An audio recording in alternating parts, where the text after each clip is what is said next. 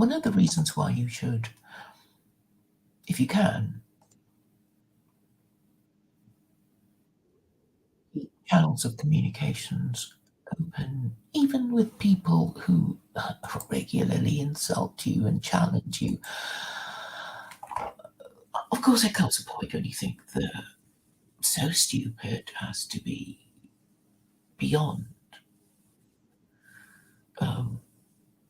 understanding your simple idea, or also acting in bad faith that they will always pretend not to understand what you're saying. And as you can imagine, I often have to deal with people like that. And there, of course, there are people who say, "Oh, don't bother with them, just block them and forget about them."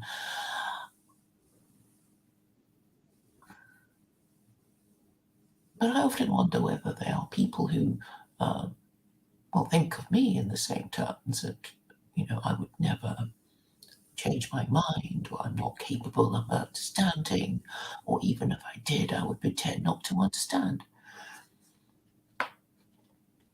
The offshoot of persisting in this is that every now and then you find that your your very tedious exchanges with this very stubborn and or stupid person is rewarded with a little gem, even when they are clearly challenging you and hoping that you will fall over or fall over on your face because of what they think is their very clever question. And this is what I have today. And his name is Elliot West. So on the matter of Phillip Schofield, and I have to admit I wasn't really taking an interest. It's yet another sex scandal. There's so many. There didn't seem much point in talking about it until Elliot West asked me this question.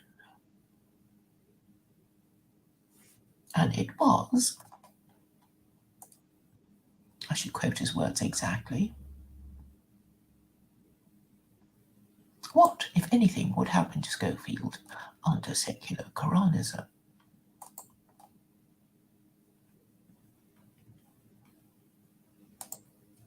And the answer is, okay. Obviously, there would be public decency offences. So if you're caught cottaging, you're going to get done. But if you have sex with your same-sex partner on private property where nobody saw, then you're obviously not guilty of anything because there's nobody to witness what you did to each other. But what if you go around saying that you're gaily married? And so I have to say, to people like Vincent Bruno, who is gaily married, that secular Koranism would have to abolish gay marriage and civil partnerships. But what if you go around saying you're gay? And I know that in Uganda there is a new law now. Let me just check.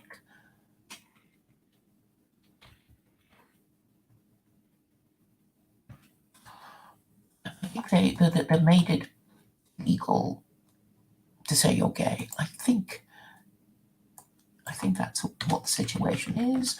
So I'll check for you. Right. Uganda's Anti-Homosexuality Act 2023. Let's have a look.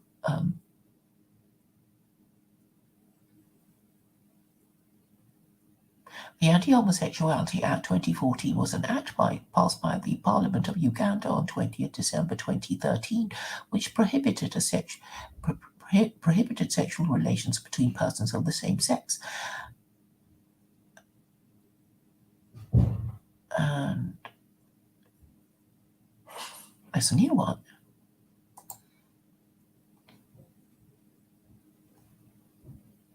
The Anti-Homosexuality Act 2023 is an act of the Parliament of Uganda that restricts freedom of speech on LGBT civil rights and introduces harsher penalties for certain types of homosexual acts. The act prescribes life imprisonment for gay sex and the death penalty for aggravated homosexuality. The latter offence includes serial offenders, same-sex rape, sex in a position of authority or procured by intimidation, sex with persons older than 75, and sex with the disabled and mentally ill, and homosexual acts committed by a person with a previous conviction of homosexuality. Oh dear, it's quite complicated, isn't it?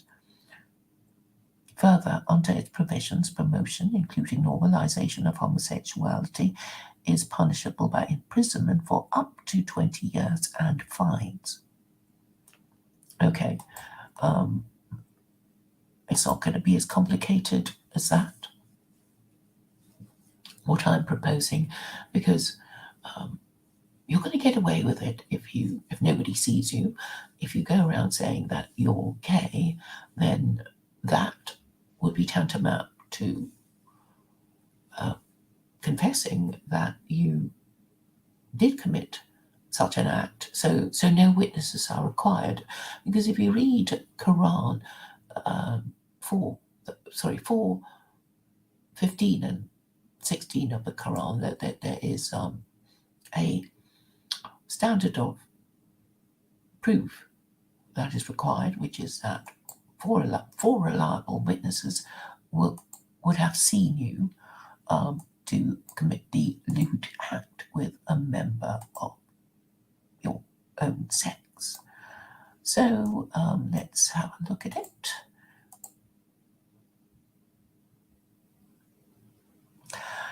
You see, it's already quite complicated, because 4:15 says, those who commit unlawful sexual intercourse of your women, bring against them 4 witnesses from among you, and if they testify, confine the guilty women to houses until death takes them, or Allah ordains for them another way. So this seems to apply only to lesbians.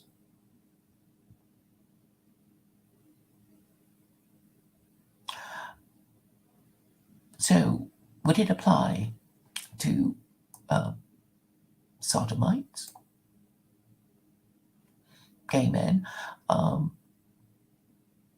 think, if you read the 2 chapters, the two verses one after the other, you would have to assume that they include gay men. That they would have to have 4 witnesses. So it's quite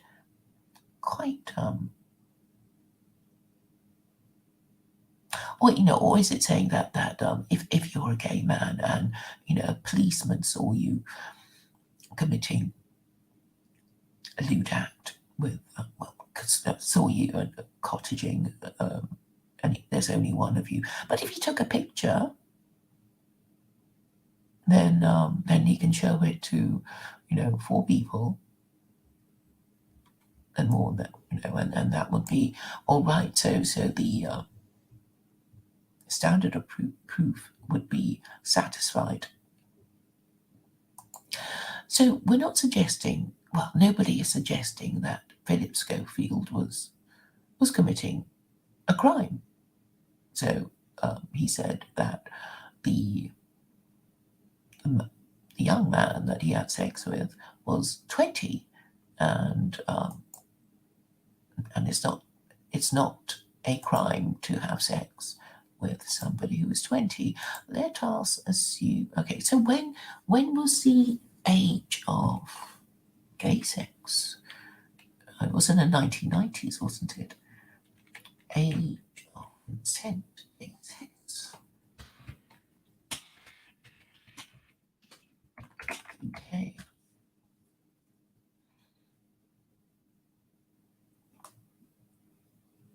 So in 1981, it was 21. You had to be 21 before you could have gay sex. Then it was lowered to 18 in 1994, and then lowered to 16 in the year 2000.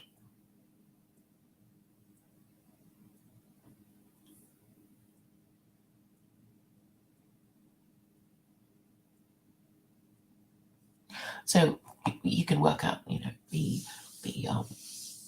time when, well, I think people know, the name of this young man and who he was, and when, the time period in which this occurred, and nobody's suggesting that he was underage at the time. He had a job. He was working in ITV, and he was 20, and well within the age of homosexual consent. So he did nothing legal, and if secular Koranism were adopted, well, okay, had been adopted yesterday, there, Phillip Schofield would not be treated as a criminal. Now, there is a problem. No, actually, it isn't a problem at all. What I'm saying now is that if you knew you were in a secular Koranism regime, would you be coming out gay in 2020? In a way, Phillip Schofield did in 2020. Of course you wouldn't be. So actually, secular Koranism would have protected the marriage of Phillip Schofield, because he would have, if he was going to do that sort of thing, he would not be talking about it on TV. And if he hadn't been talking about it on TV, then nobody would be digging up his sexual history in order to sell newspapers. So let it be understood that secular Koranism would have protected Phillip Schofield from himself. There you go. I hope I have made my points reasonably clear. Please like, share, and comment.